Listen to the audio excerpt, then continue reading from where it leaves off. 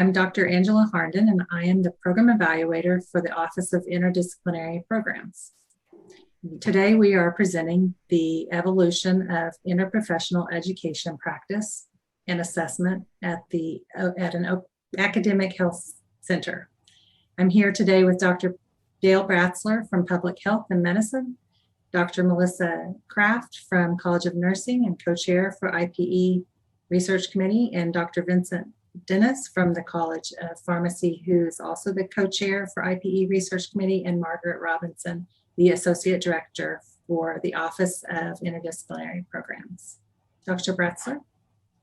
In 2012, a core group of faculty from all of our primary colleges on campus, which included medicine, nursing, pharmacy, dentistry, allied health, public health, and our colleagues in the School of Social Work on our Norman campus, came together to think about how we started educating all of our learners in working together in interprofessional ways.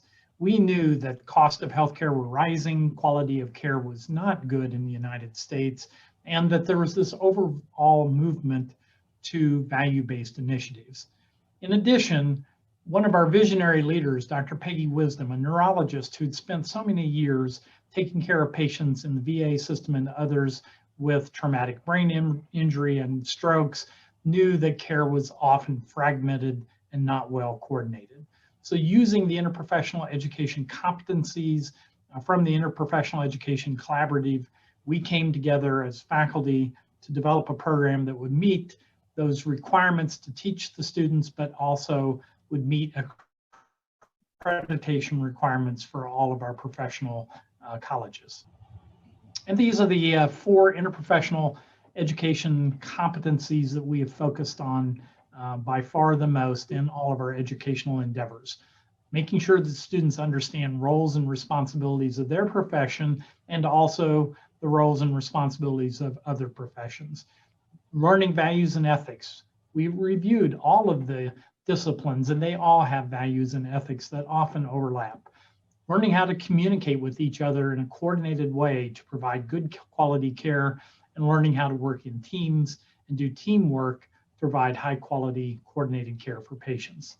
Dr. Kraft? Well, after the prep work of getting together all of those colleges, we launched EPIC. And EPIC stands for Empowering Patients Through Interprofessional Collaboration. This was in 2013, 2014. And what we did in the fall of 2013 is we had 8 teams of 10 students come together. And during that whole fall semester, they formed, they stormed, and they normed to get ready to go into a clinical practice. So in the spring, they went to Good Shepherd Clinic.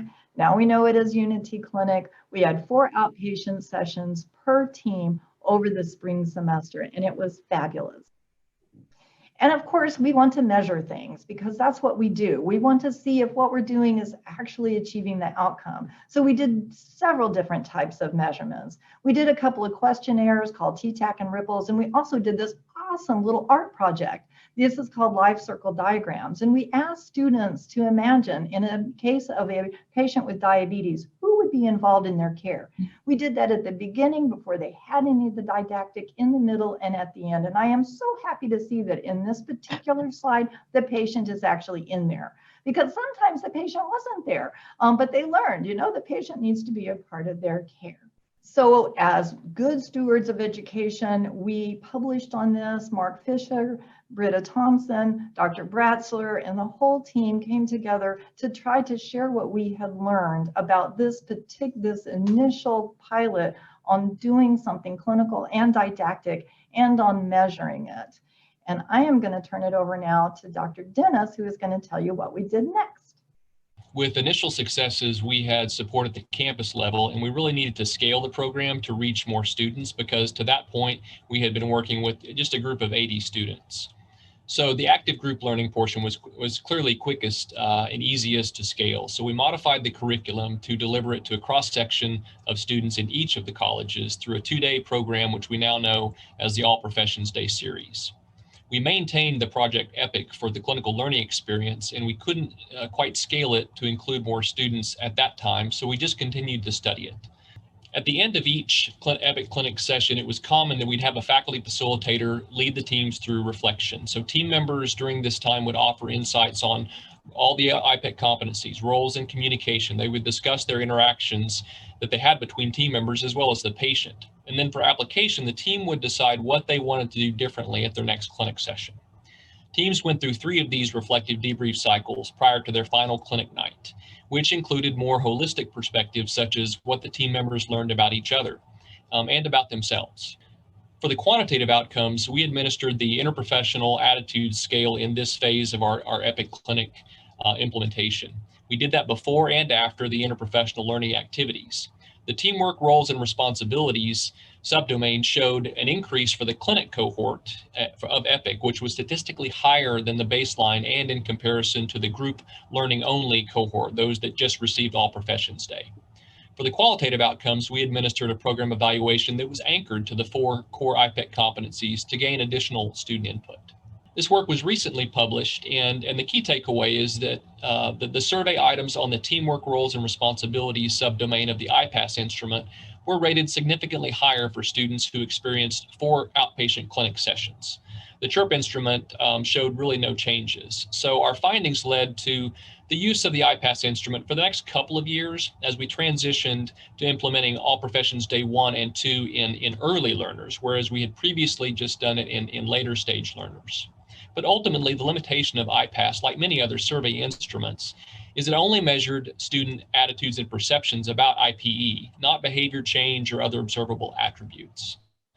Parallel to this work was really an emerging need to formalize IPE on campus in order to get to the next level. So Margaret Robinson will discuss those steps. Due to the hard work of that early grassroots movement, in 2016, the IPE initiative was brought under the Office of the Vice Provost for Academic Affairs and Faculty Development. We quickly created in 2018 the IEPA, the Interprofessional Educators and Practitioners Association. The way we were able to structure this was to create 4 subcommittees that took on the hard work of creating a coordinated program to develop, implement, and evaluate our interprofessional program. The curriculum team builds those activities based on the IPEC competencies. Faculty development creates a way to train facilitators for their new role in an interprofessional environment. Research committee is tasked with this huge burden of figuring out how do we evaluate the outcomes of what we're doing. And our student faculty committee is so pivotal in ensuring that what we're doing is meaningful for our learners. What we've come up with is a 2-year longitudinal curriculum model.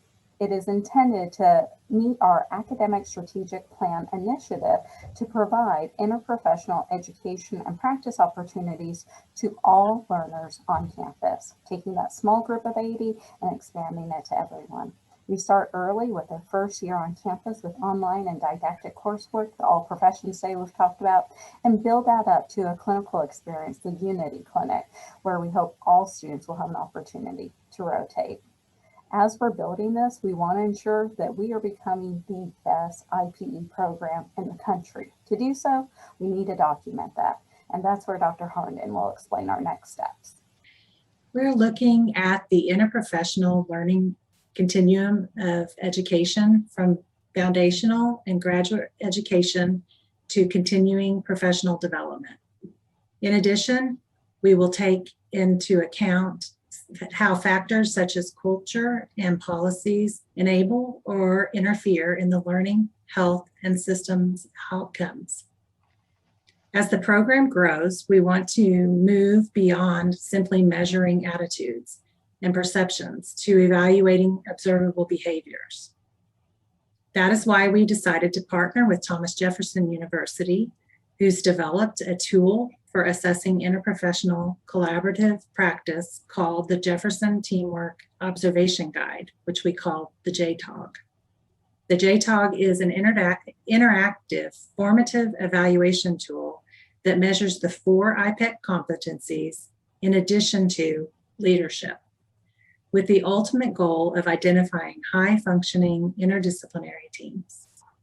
It's unique because it is a multi-source tool designed to provide 360 degrees of evaluation With this tool, we will be able to observe and receive feedback from learners, providers, facilitators, patients, and support persons in various settings such as simulations, clinics, courses, and other IPE structured learning activities.